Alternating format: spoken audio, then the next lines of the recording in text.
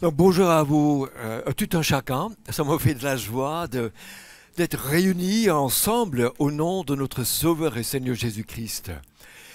Ça me réjouit d'adorer Dieu ensemble.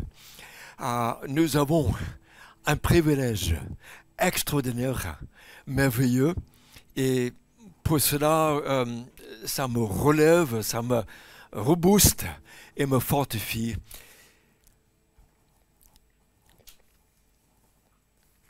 Peu importe ce que vous croyez, dit-on, tant que vous êtes sincère. Alors, beaucoup croient que la vérité, c'est ce qu'on choisit de croire pour soi-même, qu'il n'y a pas vraiment de vérité à l'extérieur.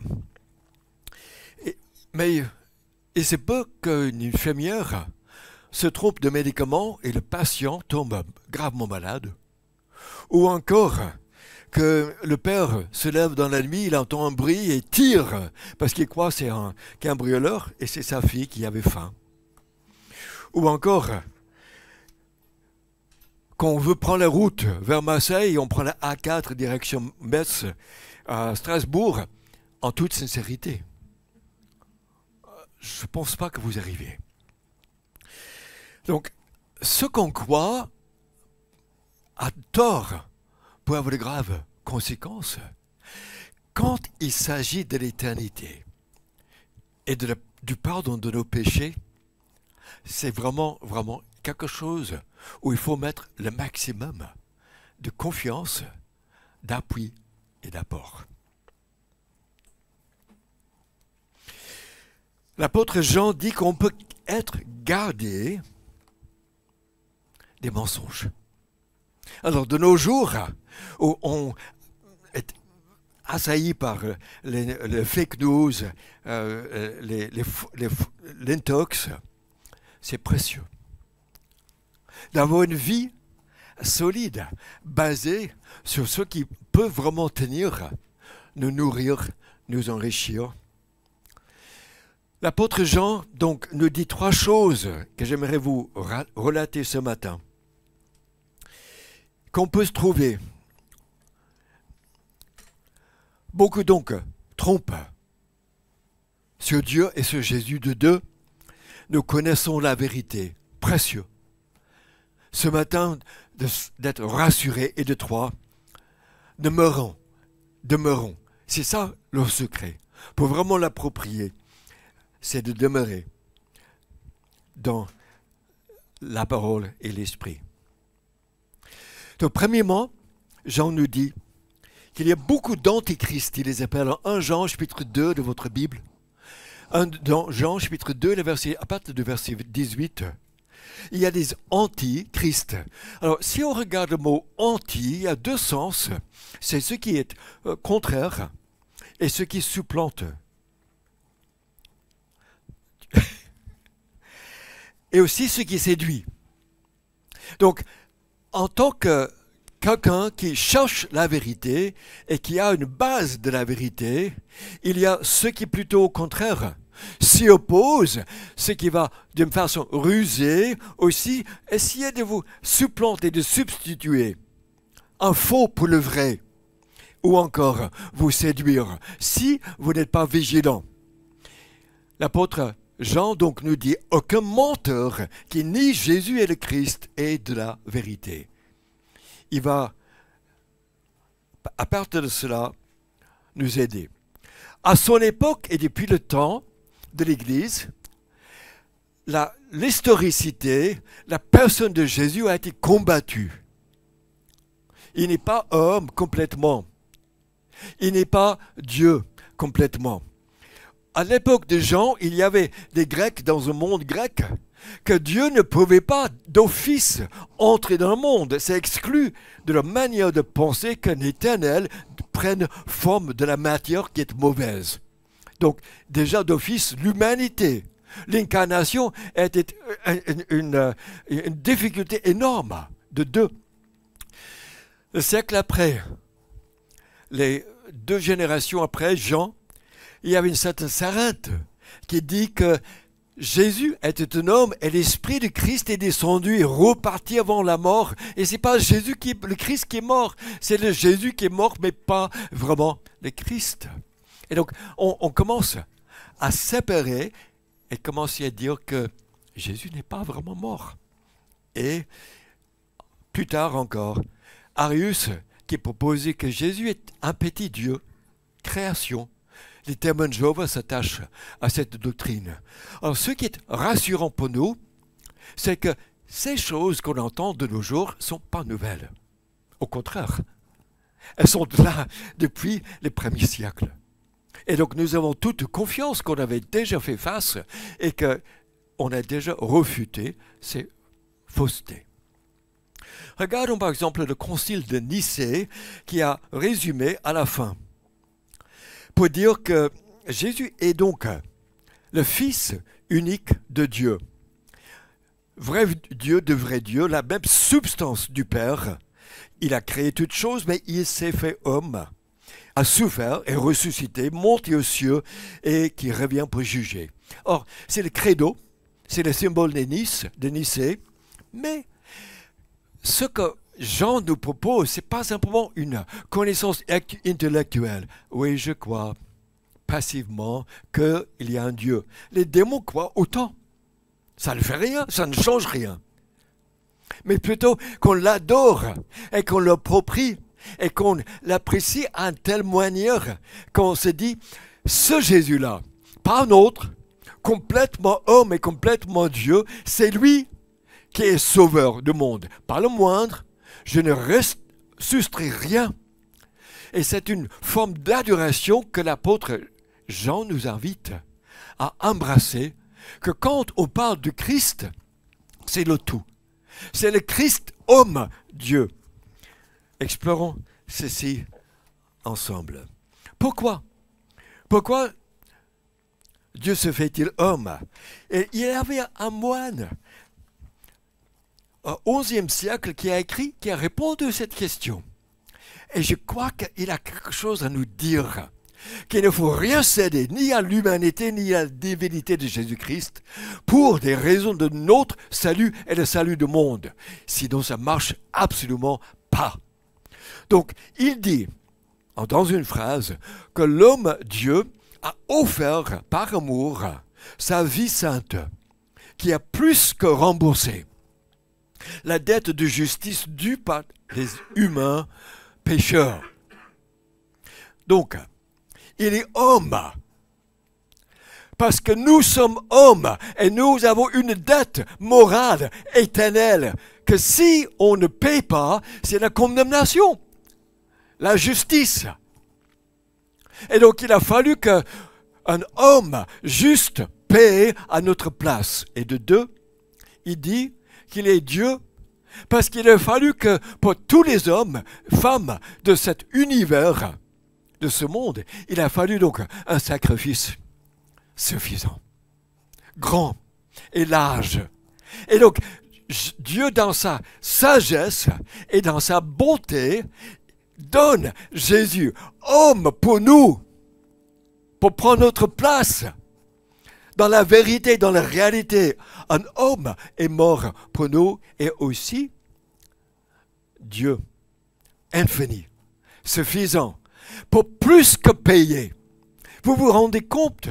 Ça veut dire que nos dettes est plus que remboursées. Ça veut dire que nous avons un homme, Dieu, qui est pour nous auprès du Père, qui connaît nos faiblesses, qui a été tenté comme nous, mais qui n'a jamais cédé, et qui, sur la croix, a complètement assumé notre dette est payée. Complètement. Et Anselme sur un chéri pour dire plus que. C'est Dieu. C'est Dieu lui-même qui l'a payé dans la forme de Jésus pour nous. C'est grave de dire autrement, dit l'apôtre Jean, que si quelqu'un nie le Fils, il n'a pas non plus le Père.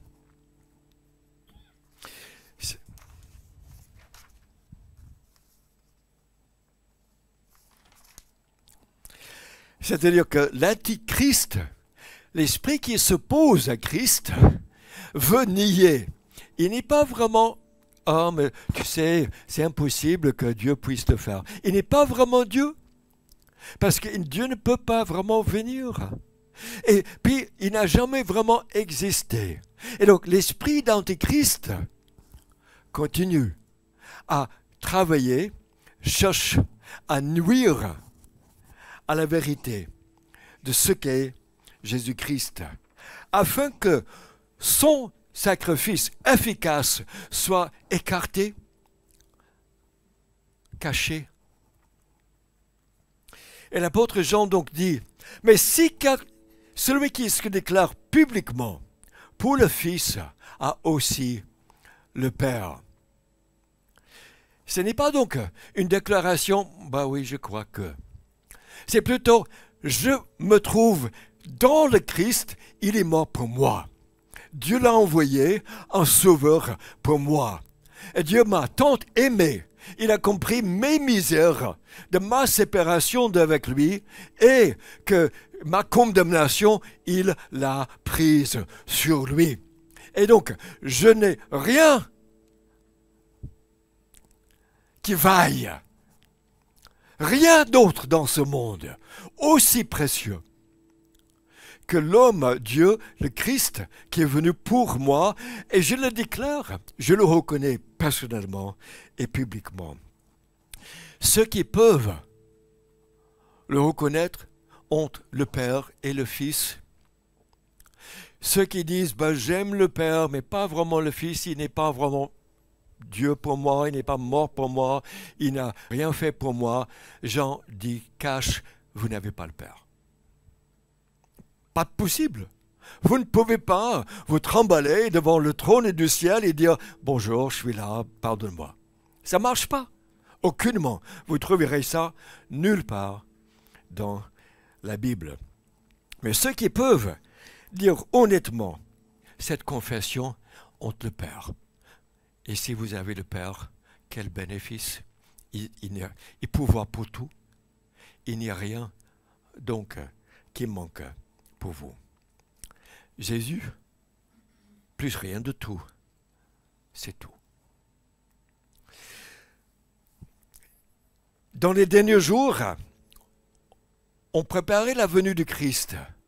Et les prophètes parlaient des derniers jours. Et puis le Christ est venu, et Jean dit, c'est la dernière heure. C'est une heure dans une laps de temps. Là où, quand l'horloge continue, et quand ça touche à sa fin, et quand le Christ revient, il n'y aura plus de temps. C'est vraiment le dernier moment de l'histoire. Tout avant préparer la venue du Christ. Christ est venu. Et maintenant, nous vivons dans un dernier temps, une dernière heure, qui est grave dans son importance pour ce que font les hommes et les femmes avec Jésus-Christ concernant leur éternité. Et quand il revient, c'est la résurrection et le jugement. C'est aussi rapide que ça. C'est dans un clin d'œil. Tout est fini. C'est la dernière heure des gens. Et donc, il y a beaucoup d'antichrists qui viennent déjà. Ils s'opposent. Ils savent que c'est la dernière heure. Ils ne veulent pas. Ils veulent masquer, cacher, embrouiller. Et ils vont partir, dit Jean. Ils vont se manifester qu'ils sont pas vraiment, ils font pas partie de l'Église. Ils peuvent prétendre.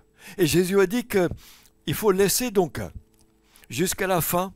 Et au moment de la moisson, c'est lui qui dirait au moissonneur, arrachez d'abord la mauvaise herbe, liez-la en gerbe pour la brûler, mais amassez le blé dans mon grenier. Pour l'instant. Donc, il n'y a pas encore la moisson, mais il dit, il enverrait les anges en Apocalypse, il dit. Et c'est là, à ce moment-là, qu'on saura si ou non notre foi était celle vraiment mise en Jésus-Christ. On saura vraiment quelle était notre relation avec Fils de Dieu, Dieu homme, sans qui il n'y a aucun autre médiateur entre nous et Dieu. Donc la bonne nouvelle que nous présente les apôtres, c'est nous connaissons la vérité. Alors, nous connaissons la vérité et il n'y a pas de mensonge. Jean en avait tout autour. Les apôtres après lui, et jusqu'à nos jours, il y a toujours les mensonges. Donc, c'est précieux de connaître la vérité. Comment? Deux moyens. Premièrement, il dit que les témoins oculaires externes à notre intelligence nous parlent. Il y a des gens qui en savent quelque chose dans les Écritures et que ces Écritures nous parlent de la vérité qui ne nous trompe pas. Ce sont des récits par les apôtres, des paroles de la vie et de la mort de Jésus. De deux, on a un témoin interne. Nous avons chanté ce matin que le Christ aussi vienne, qui règne en nous, qu'on veut le connaître, de sa présence qui s'explique à nos cœurs, pas simplement de notre tête. On ne veut pas simplement lire les feuilles, on veut le connaître. On veut goûter de sa personne, de sa présence. Et donc il y a un témoin interne à notre cœur qui est l'Esprit de Dieu qui dit « C'est vrai. Ce que les apôtres, ce que les prophètes ont déclaré et annoncé, vous pouvez faire une confiance entière et c'est Dieu lui-même par son esprit qui vous le dit à votre cœur. Il nous invite à l'écouter, à nous ouvrir à sa personne. Donc, pour connaître la vérité, pas de mensonge, il dit ce que vous avez entendu depuis le début, l'évangile, restons là. Ne l'écartons pas, ne diminuons pas la personne de Jésus, ne substituons pas Jésus plus, ne faisons pas des écarts de Jésus pas Dieu, Jésus ne me comprend pas, Jésus n'est pas homme, Jésus n'est pas ressuscité, Jésus n'est pas mort, ou peut-être on ne sait pas. Il dit ce qu'on a entendu depuis la vérité, depuis le début. Et lui, il dit, il en sait quelque chose. Il était là depuis le début. Et c'est ça que la Bible vous transmet. Ce que les témoins oculaires ont vu depuis le début de Jésus-Christ. De deux, il y a une onction, il dit, à l'intérieur. Parce que Dieu veut communier avec nous, avec notre âme. Et donc c'est là où il se donne par sa personne, par son esprit, l'esprit de Jésus-Christ auprès de nous. Donc il y a un témoin externe et un témoin interne. Commençons par regarder du plus près. Le témoin externe. J'en dis ce que nous avons vu et entendu et nous sommes témoins, la vie éternelle qui était auprès du Père, qui est manifestée à nous, nous avons vu et entendu. C'est les premiers versets de cet épître. On ne peut pas passer de côté. Il insiste parce qu'il sait que c'est contesté. Il sait qu'il y a des doutes, des gens qui doutent. Donc, il insiste. Ce qu'on a entendu en personne, avec leurs oreilles, en public, en grand public, ou en privé. Ce qu'aussi, ils ont vu de leurs yeux, les miracles que le Christ a effectués. Ce que leurs yeux ont contemplé. Et là, l'apôtre Jean, il choisit 4 verbes en grec de son évangile quand ils étaient à l'extérieur du tombeau. Ils ont regardé de l'extérieur et puis il dit, ils ont penché, ils ont vu que les lassos étaient toujours là, pliés, posés. Ben, on ne vole pas encore ne se lève pas, comme ça. Il a posé les linceaux, et puis ils ont examiné ça, ils ont réfléchi, et puis il ajoute, on a perçu, lui et l'apôtre Pierre, ils ont cru et compris. Donc, et finalement, il dit en Jean 1,2, on a contemplé. C'est-à-dire qu'il y avait tout un processus.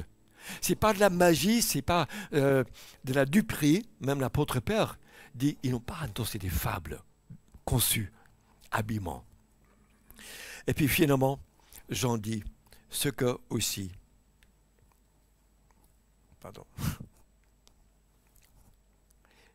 ils ont touché. Le Christ ressuscité corporellement, parce que Thomas doutait, et donc le Christ fait grâce. Il dit, touche-moi, sache que je suis vivant. Je distribuerai après un petit foyer qui explique les raisons pourquoi on peut croire, vraiment croire, que le Christ est mort et ressuscité.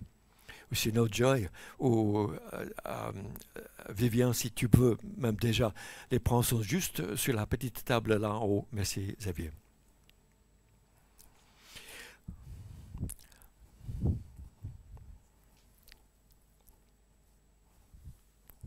Voulais faire une enquête sur la religion chrétienne. Par où tu commencerais? Toute la foi chrétienne repose sur la résurrection de Jésus. Si ça ne tient plus, le château de cartes s'effondre. J'ai passé toute ma carrière de journaliste à couvrir la vérité. La suite a changé ma vie. À tout jamais. Comment peut-on parler de preuves historiques à propos de la résurrection? Concernant la tombe vide, Sa réalité s'appuie sur des preuves. N'est-ce pas des preuves que vous cherchez? Est-il possible que Jésus ait survécu au fait d'être cloué sur la croix? Il n'y a jamais eu de preuve de survie d'un homme après une crucifixion. Je ressens quelque chose qui est peut-être plus réel que tout ce que j'ai jamais ressenti dans ma vie. Vous cherchez vraiment à connaître la vérité ou votre opinion est déjà faite à propos de la réalité des faits? L'histoire d'un journaliste de la Tribune, de Chicago Tribune, il y a beaucoup qui ont été amenés à devoir faire face aux faits. Le christianisme est une religion où il y a des faits. Il y a un Dieu qui s'incarne et vient auprès de nous. Ta parole est vérité, dit donc Jean. L'Esprit Saint que le Père enverra en mon nom, a promis Jésus, vous enseignera toutes choses et vous rappellera tout ce que je vous ai dit.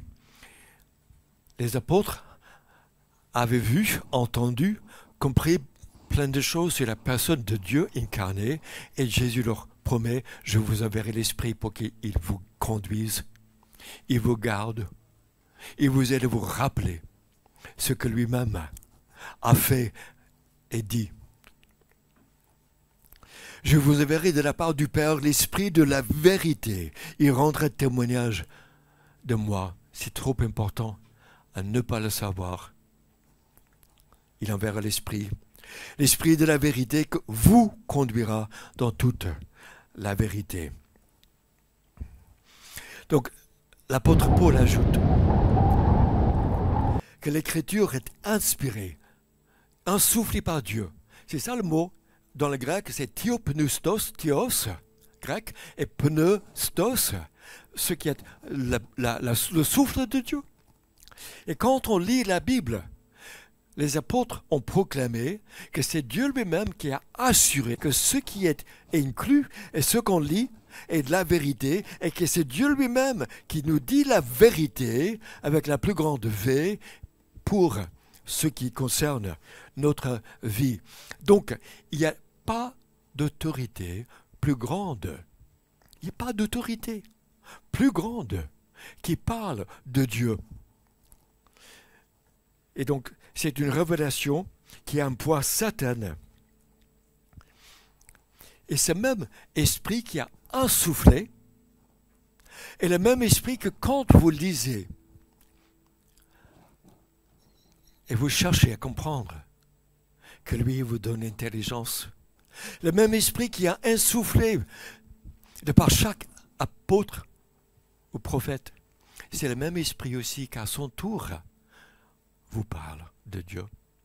Il assure, c'est lui-même qui a insoufflé et c'est lui-même qui vous parle, qui vous permet de comprendre, qui ouvre notre intelligence et qui aussi fait de sorte que ce qu'on lit ne reste pas lettre morte dans notre tête, dans nos oreilles, mais qui descendent dans nos vies, dans nos âmes et dans notre cœur pour nous changer, pour nous transformer et pour nous assurer de la vérité qui est vraiment, vraiment de sa part.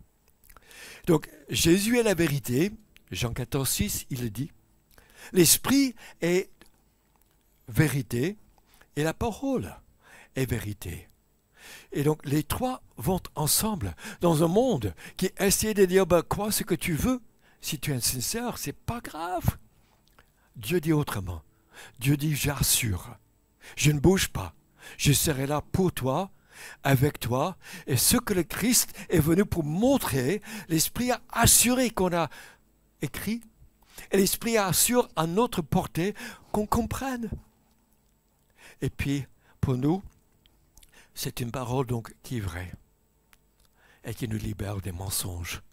Nous concernant tous les doutes, les questions, les troubles, les problèmes, c'est la vérité, tout simplement. Gracieuse, aimante d'un Dieu qui vient sauver. De trois, donc, il y a un témoin interne. Vous avez une onction de celui qui est saint, et tous vous savez.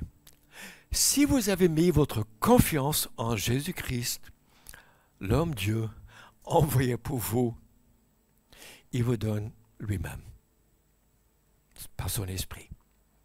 Il dit que vous avez une onction, et que vous savez, de l'intérieur, pas de sûr. Alors, une onction revient de l'Ancien Testament où on prenait un fiole d'huile sainte et on oignait les rois et les prêtres et les prophètes et le tabernacle, le lieu saint, pour dire ils sont mis à part pour Dieu, et les ouvriers, pour dire ils ont une compétence qui vient de Dieu, ils sont mis à part pour Dieu.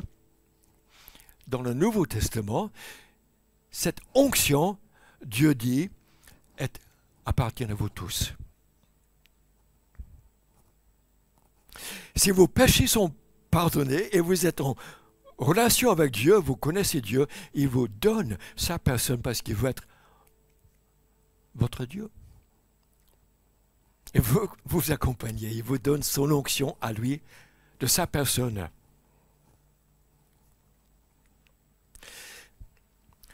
Oindre donc, cette onction du verbe cryo dans le Nouveau Testament, dont le mot Christos, Christ, veut dire loin.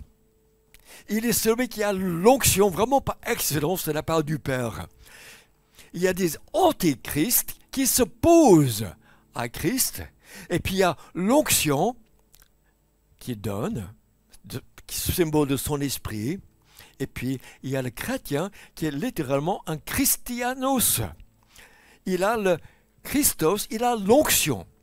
Les petites onctions, nous sommes des gens oints par Dieu pour connaître Dieu, où Dieu par sa parole parle et nous dit que nous sommes rachetés et pardonnés et siens et vivants avec une espérance, quelle que soit la situation à laquelle on peut faire face. L'onction que vous avez reçue du Christ demeure en vous. Si vous êtes en Christ, si vous avez fait confiance à Christ, il vous dit, cette onction demeure. Vous pouvez le sentir pas. Elle demeure. Vous enseigne aussi sur toute chose. Et aussi, elle est véridique et dépourvue de mensonges. L'onction de l'Esprit donc nous illumine et enseigne. Personne ne peut, dit l'apôtre Paul, personne ne peut connaître les pensées de Dieu, il est évident. Moi, je ne peux pas, c'est pour dire, oui.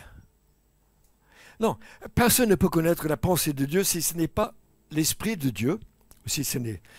Nous avons reçu l'Esprit que vient de Dieu afin de connaître les bienfaits que Dieu nous a donnés de l'intérieur. Précieux. Combien c'est précieux que Dieu veut se donner, se révéler, s'assurer qu'on comprenne, qu'il n'y ait pas d'erreur, et que les erreurs qu'on peut avoir sur nous-mêmes, sur la vie, sur le monde, sur l'éternité, ou sur notre rôle, ou sur des péchés, ou sur d'autres choses, c'est l'Esprit qui va progressivement nous instruire, nous aider à comprendre, à nous défaire des mensonges, afin de vivre avec le Christ, avec notre Sauveur, qui est devenu notre frère, notre défenseur, devant Dieu, son Père. Mais l'homme naturel, dit Paul, n'accepte pas ce qui vient de l'Esprit de Dieu, car c'est une folie pour lui. Il ne comprend rien. Il est mort spirituellement. Il est éloigné de Dieu, ne comprend pas Dieu. C'est compliqué. Ça ne dit rien.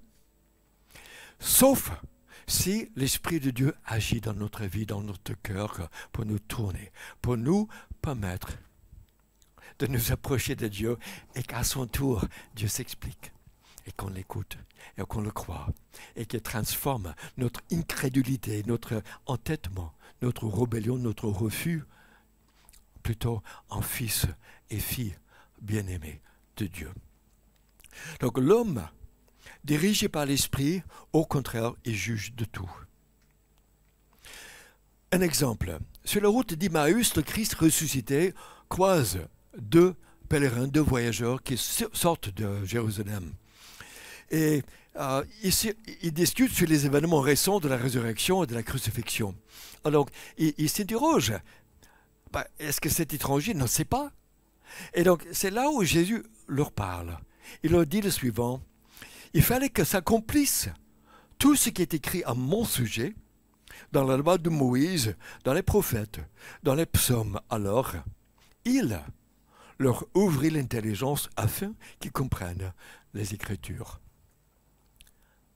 C'est le rôle de l'Esprit, c'est le rôle de Dieu de nous ouvrir notre intelligence pour qu'on comprenne les Écritures.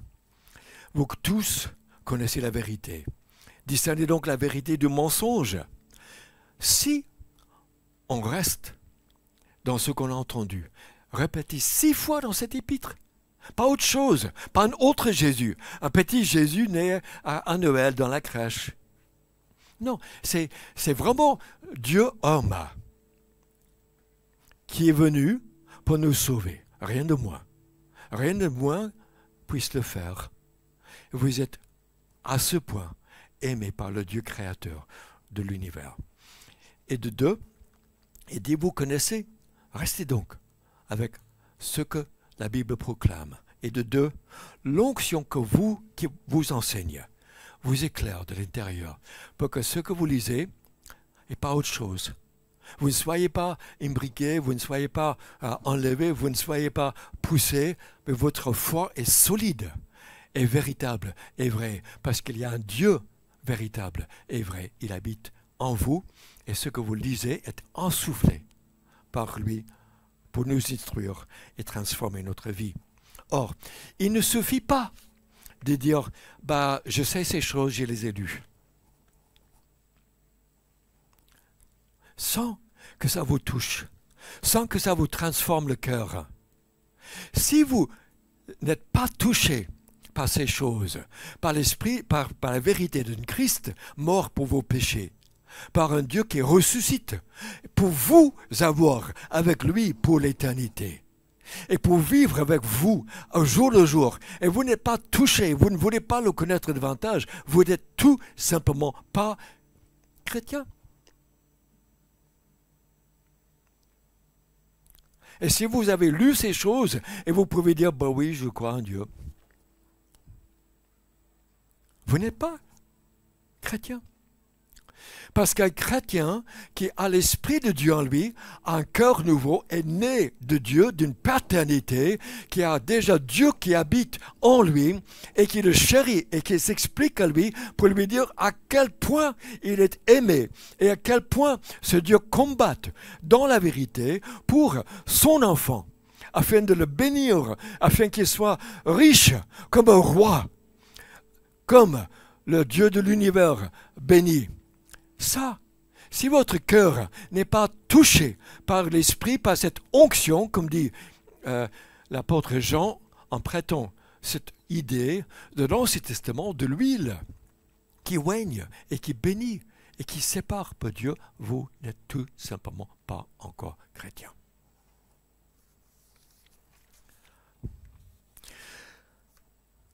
L'apôtre Jean nous dit donc de demeurer. Si on sait ces choses, comment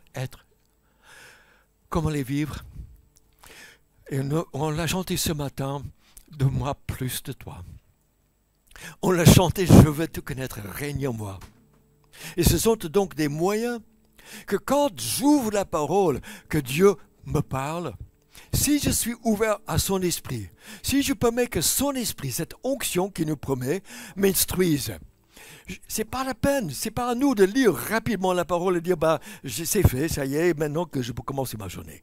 Vraiment, dégustons avec Dieu l'Éternel qui nous invite dans sa présence par son Fils, qui paie et qui purifie chaque fois qu'on vient par son sang et permet que son esprit parle, nous transforme, nous libère, nous renouvelle, nous redonne vie et nous redonne sa paix, sa vie, afin que la vie éternelle,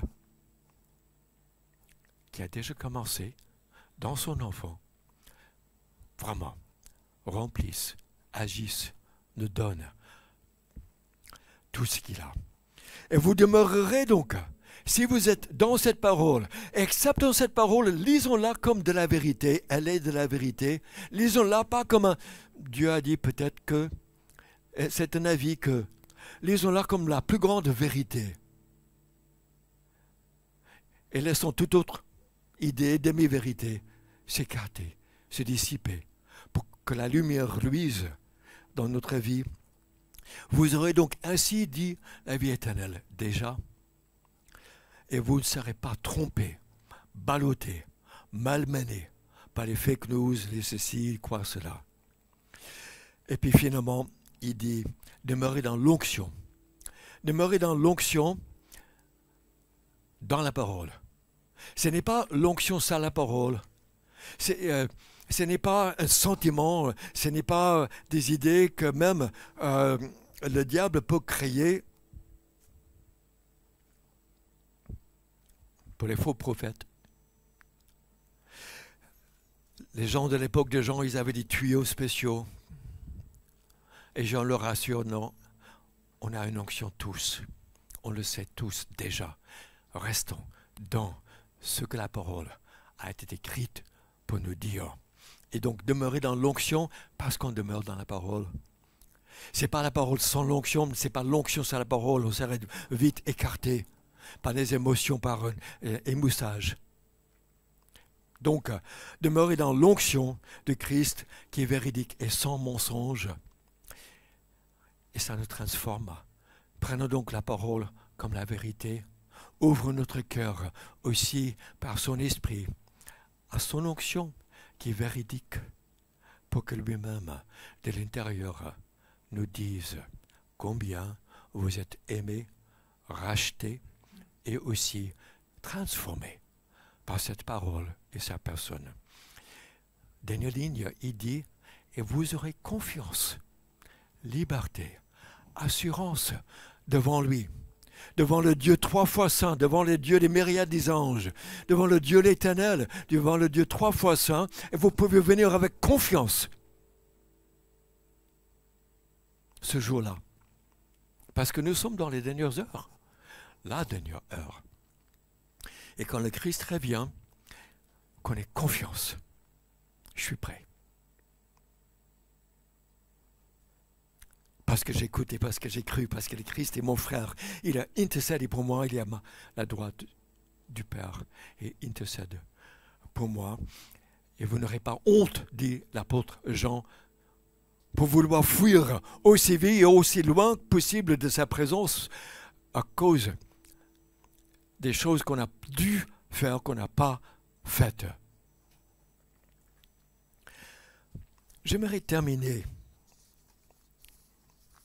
avec, je me suis permis de faire un petit peu entorse à nos habitudes, parce que j'aimais ce que l'évangélique du XIe siècle, Anselme, qui a dit pourquoi Dieu s'est fait homme, il a écrit, parce que ce n'était pas simplement de la théologie, il aimait Dieu de son âme et de son intelligence, mais aussi, écoutons son cœur. C'est pourquoi, pauvre mortel, laisse la cruauté des péchés au jugement de Dieu et occupe tes pensées de la dette de reconnaissance que tu dois à ton Sauveur. Considère dans quelle situation tu étais, ce qu'il a été fait pour toi. Pensez aussi à qui est celui qui l'a fait, de quel amour il est digne. Passe en revue à la fois ton besoin et sa bonté. Voir quelles actions de grâce tu rends d'une part. Un poids énorme, comme une charge de plomb suspendue à ton cou, t'entraîner de plus en plus bas, un fardeau trop lourd à porter pesé sur toi dans le haut, et des ennemis invisibles t'ont poussé malgré les luttes pour te libérer. C'est ainsi que tu as été, et sans aucun secours. Tu ne connais pas ta détresse, car c'est ainsi que tu as été conçu, tu es né. Quelle était donc ta condition, et où t'ont-ils pressé, frissonné, à se souvenir, trembler? Ô bon Christ, ô Seigneur Jésus, tu as jeté le poids du plomb qui m'entraînait vers le bas. Tu t'es débarrassé du fardeau qui pesait sur moi. Tu as repoussé les ennemis qui me poursuivaient. Tu t'es dressé contre eux pour ma défense. Tu m'as appelé de nom nouveau, un nom que tu m'as donné d'après le tien. Et prosterné comme je l'étais, il m'a ressuscité, me dressa de manière à te voir en disant « Prends courage, je t'ai racheté, j'ai donné ma vie pour toi, ne t'attache qu'à moi.